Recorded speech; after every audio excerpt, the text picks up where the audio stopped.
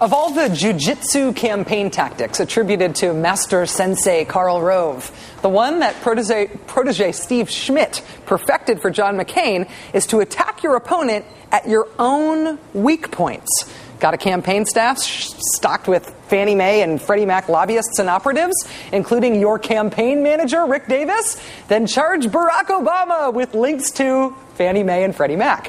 While you're at it, tell all those lobbyists in Washington that their days of running Washington are over, I tell you. Except 7 of McCain's top advisors and reportedly 177 people working as aides, policy advisors, or fundraisers are former lobbyists. And now, of course, there's the latest boogeyman, ACORN, a national network of community groups, some of whose individual members are currently accused of voter registration fraud. They're stealing the election, and it's Obama's fault somehow. This ACORN voter registration fraud, I mean, that deprives America of their most precious right. I'm very worried, and I'm worried about Senator Obama's connections with ACORN, and those should be fully explained as well. Okay, forget that voter registration fraud is very different from actual voter fraud and voter suppression, which is what happened in Ohio and Florida when those states' elections happened to be run by Republicans. I'm just saying. Just for a moment, focus instead on this picture. This is a picture of Senator McCain in 2006 at a rally co-sponsored by, say it with me now, ACORN! John McCain was the keynote speaker at the ACORN event. I'm not kidding. Listen. What makes America special is what's in this room tonight.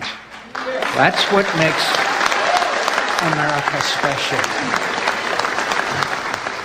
That's John McCain talking to the same group he and his campaign and the right are now accusing of trying to steal the election for Barack Obama. Why the change of heart? Well, the chief organizer of ACORN said in a press release, quote, "We are surprised at McCain's efforts to vilify an organization that until recently he saw as an ally." In contrast, Obama had this to say about his connection to the group. First of all, my relationship to ACORN is pretty straightforward. It's probably 13 years ago. When I was still practicing law, I represented ACORN, and my partner in that representation was the U.S. Justice Department in having Illinois implement what was called the motor voter law to make sure that people could go to DMVs and driver's license facilities to get registers. It wasn't being implemented.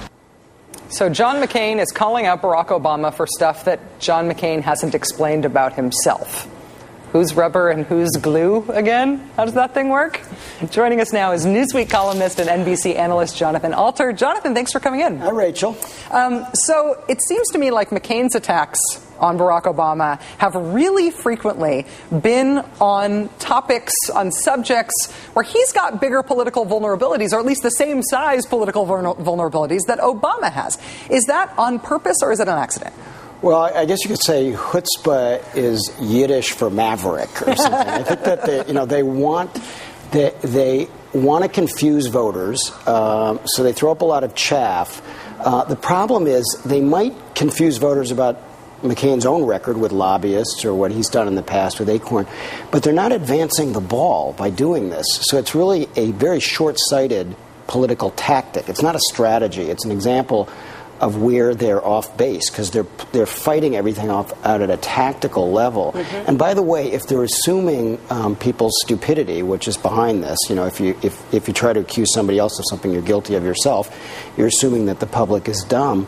If the public's that dumb, then they think ACORN is something that falls from a tree. They're not going to really get the point. Well, so all of it is just a lot of activity to no particular end. But if you look at the way that ACORN has been blamed, not only for voter fraud, not even talking about voter registration fraud, but also the way that ACORN has even been implicated by the right as having caused the financial crisis in some way, they caricature the group in a way that makes a very blunt point, that is a racial point.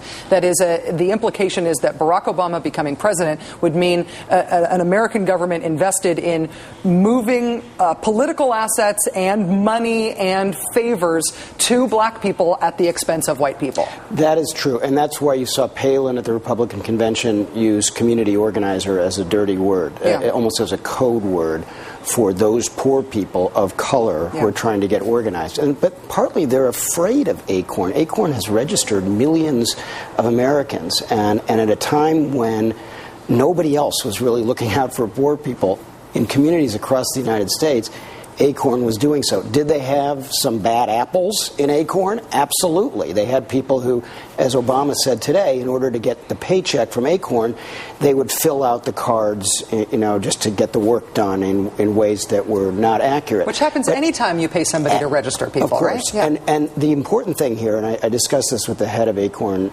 yesterday, is that it was ACORN that brought this to the attention of election officials. It's not like ACORN was caught out in doing this.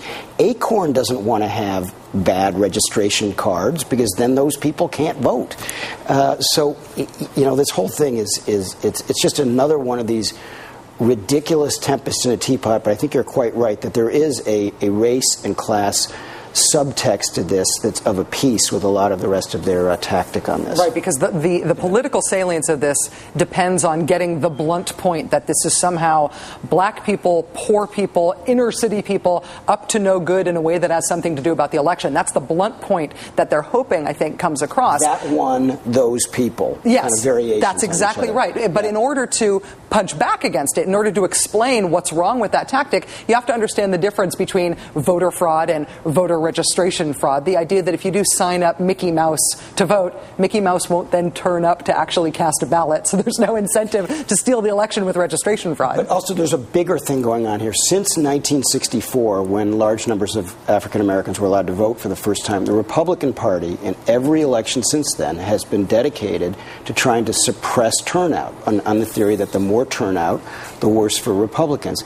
Democrats have tried to expand turnout, and as they've done that, of course, the Republicans have charged voter fraud. The Republicans have had the upper hand in this because of some important Supreme Court decisions, including one that requires that allows states to require you to have a driver's license or a non-driver's license equivalent in order to vote. And if that gets widespread, it'll be very hard for a lot of people like those we saw during Katrina who don't have driver's licenses it's almost like a latter-day literacy test or these things that were done during Jim Crow segregation to keep people from voting. So that's the real story, is the advances that conservatives have made in recent years in keeping people from voting.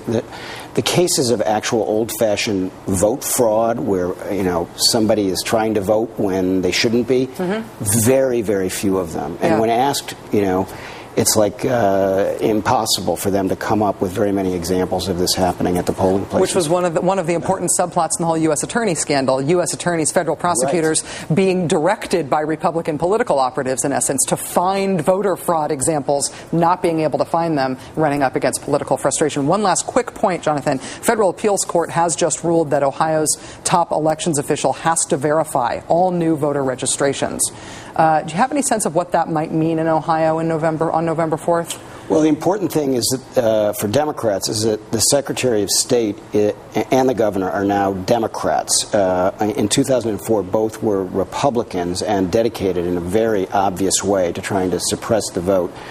These Democratic officials are dedicated to trying to allow as many people to vote as possible. So they have control of the machinery. As we found in Ohio in 2004 and in Florida in 2000, the party that controls the machinery of the election process has the upper hand. So if I were a Democratic candidate in Ohio, I wouldn't get too worried about this. When I go to my happy place, my small d Democratic happy place, the process of voting is not a partisan thing. It hasn't been politicized, and elections officials are not partisan positions. But that's just fake and in my head. In your world. Rachel's utopia. That's right. You should visit sometime. Jonathan Alter from Newsweek Magazine, thank you for being here. Thanks, Rachel.